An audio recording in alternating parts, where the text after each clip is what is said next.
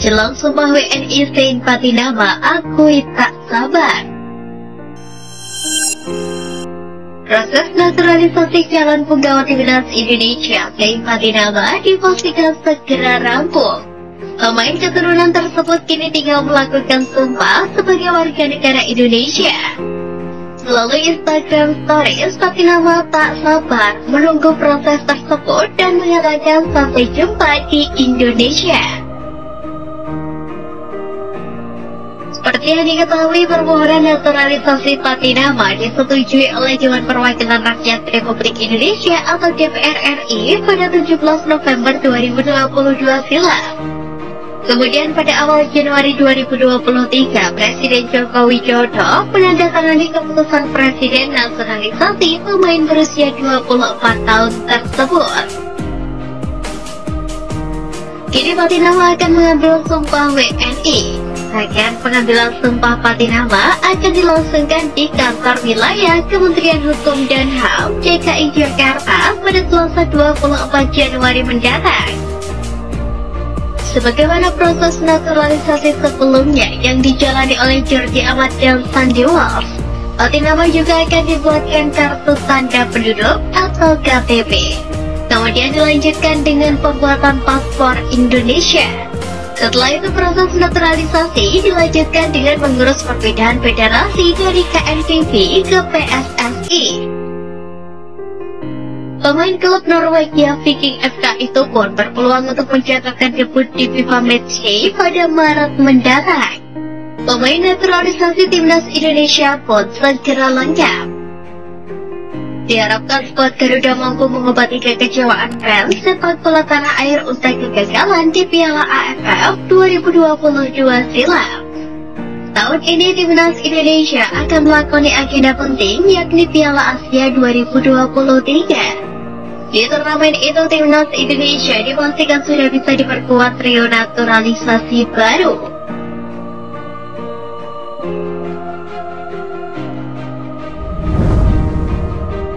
Sempat sindir timnas Indonesia, Malaysia terima resiko.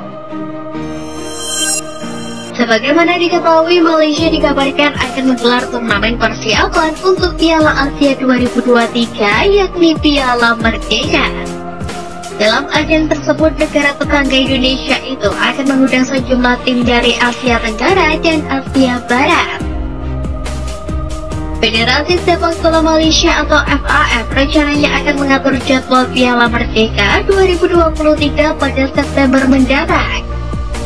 Pada gelaran tersebut diketahui terdapat salah satu dari negara asal Asia Barat dan dua Asia Tenggara. Diketahui salah satu dari negara Asia Barat yang diundang pada Piala Merdeka 2023 antara lain yakni Suriah atau Palestina. Sementara dua negara Asia Tenggara yang akan mengikuti gelaran tersebut adalah Thailand dan Vietnam. Namun baru-baru ini media Malaysia Makan Bola memberikan kabar resmi mengenai satu tim yang sudah resmi mengikuti gelaran Piala Merdeka. Tim tersebut yakni India. Makan Bola mengkonfirmasi jika kabar mengenai India yang mengikuti turnamen Piala Merdeka 2023 telah diberikan oleh Asian Football. Dalam turnamen tersebut hanya akan ada 4 tim yang bakal berpartisipasi. Melihat India yang sudah resmi berpartisipasi, maka salah satu negara dari rencana FAM sebelumnya, yakni India, Vietnam, Suriah, atau Palestina, ada yang menolak untuk ikut berlaga di ajang tersebut. Hal itu pun dianggap menjadi resiko untuk Malaysia yang tidak mengundang Indonesia sebagai salah satu tim peserta Piala Merdeka 2023. Pasalnya petinggi Federasi Sepak Bola Malaysia, Firdaus Mohammed, sebelumnya sempat melemparkan sindiran kepada Indonesia. Dia menganggap jika Indonesia masih belum memenuhi level Asia.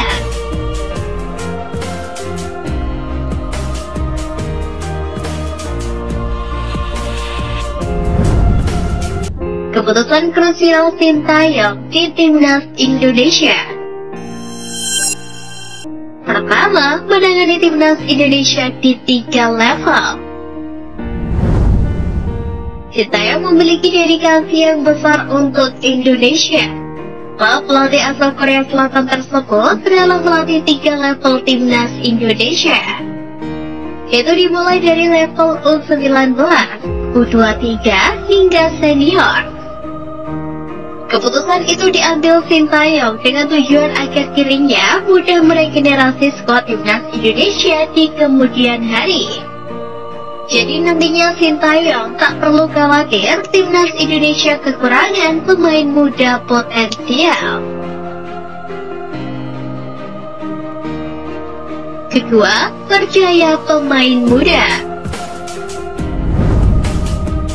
Usai memotong satu generasi timnas, Sintayong juga memboyong sejumlah nama pemain muda. Pelatih timnas Korea Selatan itu mempercayai skuad senior timnas Indonesia diisi oleh pemain muda yang rata-rata berusia 20 tahun. Nama-nama seperti Asnawi Mangkualam, Eki Maulana Fikri, atau Witan Sulaiman dipercaya menjadi bagian dari timnas Indonesia. Meski sempat diragukan karena terlalu muda, ketika pemain itu mampu membayar keraguan itu dengan lunas. Ketiga, memilih pemain naturalisasi berkualitas. Timnas Indonesia bukan hanya diisi oleh pemain muda saja, Sintayong pun menginginkan keseimbangan pemain berpengalaman di timnas Indonesia. Untuk itu dia mengajukan permintaan kepada PSSI untuk menaturalisasi sejumlah pemain. Permintaan itu pun dikabulkan. Sejumlah nama seperti Jordi Alba, Sandy Walsh, dan Elkan Bagot masuk dalam skuad timnas Indonesia. Bahkan nantinya Saint Patinama, salah satu pemain yang lintas di Liga Norwegia, segera menyusul ketiga nama tersebut.